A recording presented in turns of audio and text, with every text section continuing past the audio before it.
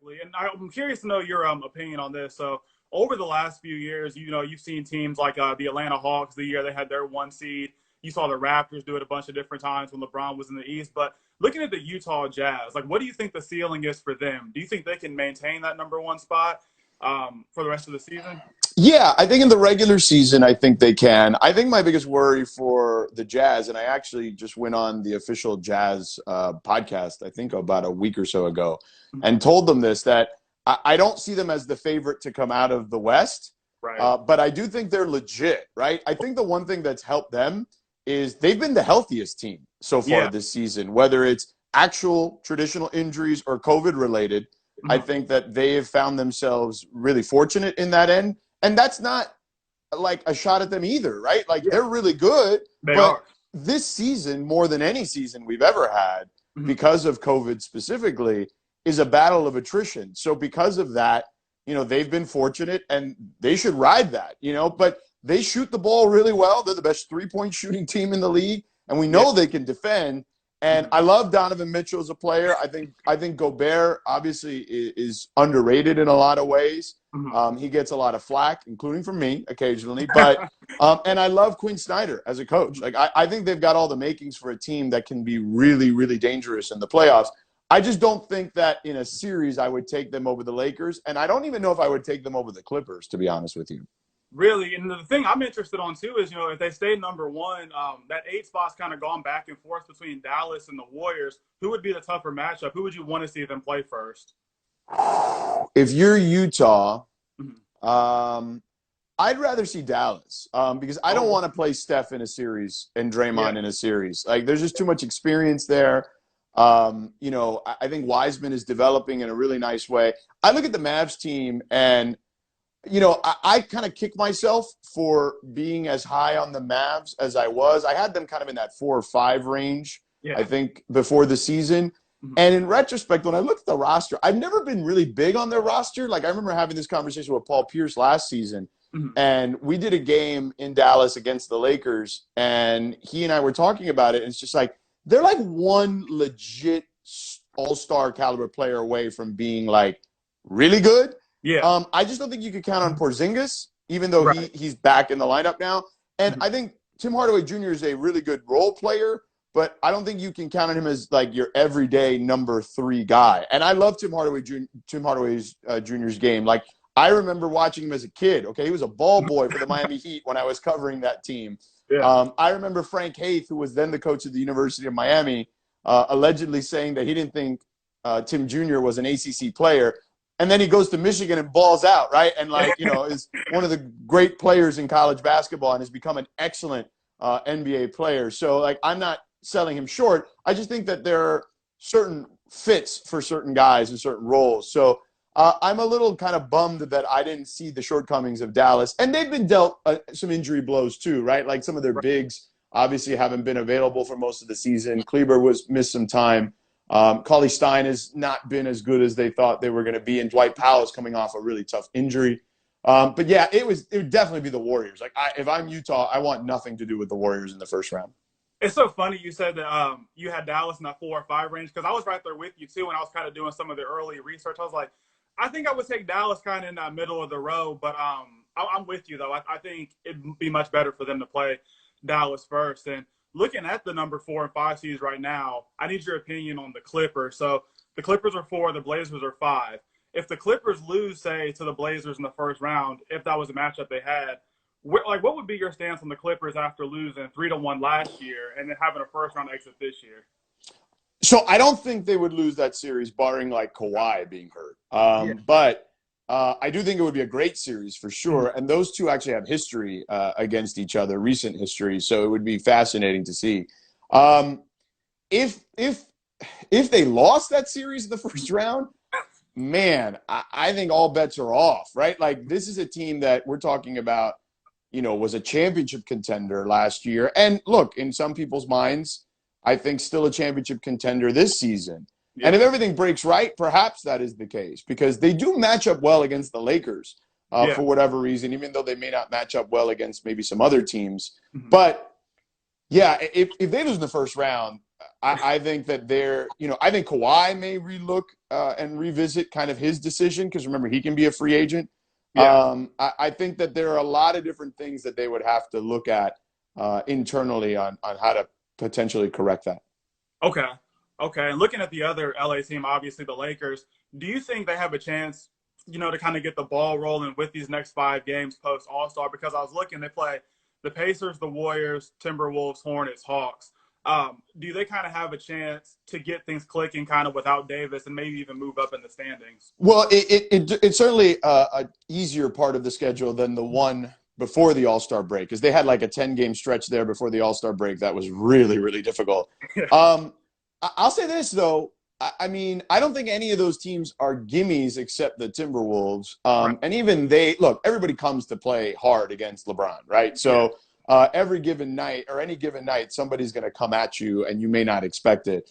But like the Hawks, look, they can get hot from three. Obviously, we've seen that, and they can be in a game. I love what the Hornets are doing. Like if I was buying stock on a young team in the NBA right now, I would be buying all the Hornets stock that people would give me because I think that in the next 3 years, they're going to be a legit like top 4 or 5 seed in the Eastern Conference, like cemented there perhaps. So I think LaMelo's a star. I think there are things he clearly has to work on.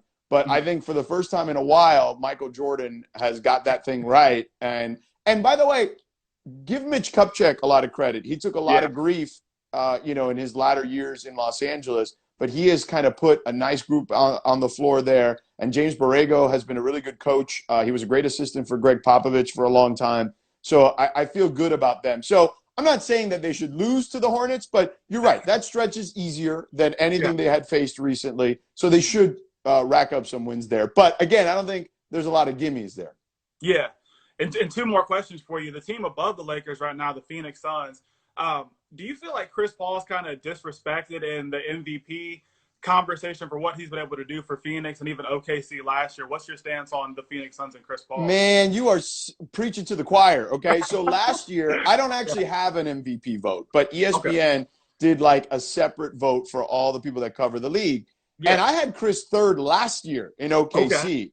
So I have him third right now again. If I were to do my vote right now, I still have LeBron 1. I know Joel Embiid has become the betting favorite. I've got Embiid number 2. Okay. I've got Chris 3. I've got Harden 4. And then 5, I don't know. I mean, I would consider Donovan Mitchell or Steph in that number 5 spot perhaps. But, like right now, maybe even Giannis, to be honest with you. I think the 5 would be up for grabs, but those top 4 would be the way I feel. And I certainly think Chris deserves a lot of love. Here's the thing with Chris, for a lot of years, he was considered the quote-unquote tough teammate to deal with. It's not that he was a tough teammate to deal with. He just knew what he was doing. You know what I'm saying? Like, he was trying to get everybody to be like him. Mm-hmm. And I think that some guys just weren't willing to do that and put in the effort both on and off the floor that it takes or didn't have and couldn't match his intensity and his passion.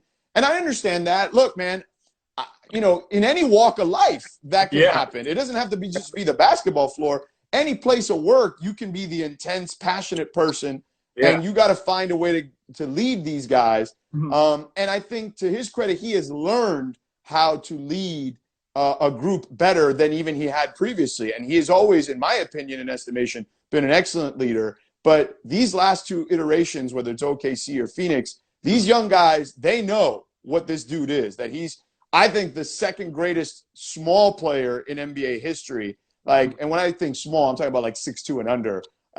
Outside of Isaiah Thomas, I don't think there's anyone better, at that height. So I am all in on Chris Paul as the number 3 guy in the MVP race right now. I'll tell you, I have to give Chris Paul his flowers. He's one of my top MVP favorites too right now. But I'm an OKC fan, so back years ago when they played them in the playoffs and Chris Paul gave us a hard time, I did not like him for the longest time. Mm-hmm. But just seeing what he is now, kind of like you were saying, what he brings, I love it, and I have much respect for him now. So definitely. And And then the last question for you, where do you think Blake Griffin fits in for the Brooklyn Nets? Having to play tough guys in the playoffs, like, you get Embiid or Bam. If you run up against one of them, what do you really see Blake Griffin bringing to their team? I mean, look, Blake Griffin is a smart player. He Yeah. moves the ball really well. He's a much better shooter than he used to be. I know that the numbers won't bear that out this particular season, but I almost feel like in Detroit this year, he was like, look, I know what this team is. This team is rebuilding. Give me some minutes so I can stay, like in shape. And I'm going to do my best while I'm out there. But I understand what you guys want to do. But if you can kind of get me the ability to go somewhere else, I appreciate it. So I almost feel like I don't even take anything that he did seriously. I think he's a better player than what he showed. Again, I think he's done a much better job of shooting the three. Even though he doesn't have the hops he once did, I still think he's just a good player to have on your roster. But you're talking about, man, at this stage, even though he's only 31, he's a 15, 20-minute player, right? Like, right. And on a championship team, that may be all you need is just someone that can stretch the floor a little bit, someone that can move the ball, because we know the pecking order on that team. It's Durant, Harden, and Kyrie in any which way, shape, or form you want to put it. So he's a role player on this team, much like DeAndre Jordan is a role player on this team. So I like the addition, but again, it has to be tempered with the right expectations for what he is at this stage. Okay.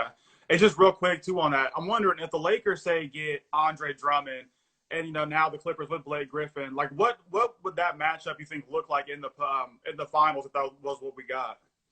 Well, look, if the Lakers can get Andre Drummond, I think it just gives them the versatility that they had last year, right, with the combination of Dwight and JaVale. Andre's way better than those guys. Yeah. So it actually makes the Lakers an even bigger force. It's why I think the Nets, to be honest, are the team that need him the most. Because, look, if Anthony Davis is healthy, the Lakers are going to play small a ton in the playoffs. Right. If Andre Drummond goes to the Lakers, and AD's healthy, it's a wrap, in my opinion. Okay? Yeah. But if Andre Drummond goes to the Nets and AD is healthy, then we got a 7-game battle, I think, on our hands. Okay. Yeah. I'm right with you. Well, those were all the questions I had for you, Mr. Sedano. Thank you for your time and talking. I always love watching your interviews and stuff on ESPN. So looking forward to more of your stuff, and thank you again. Well, I appreciate you having me. Stay healthy, stay safe, and thank you again for having me, man. Take care. Be good. Yes, sir. You too. Talk soon. All righty. Yes, sir.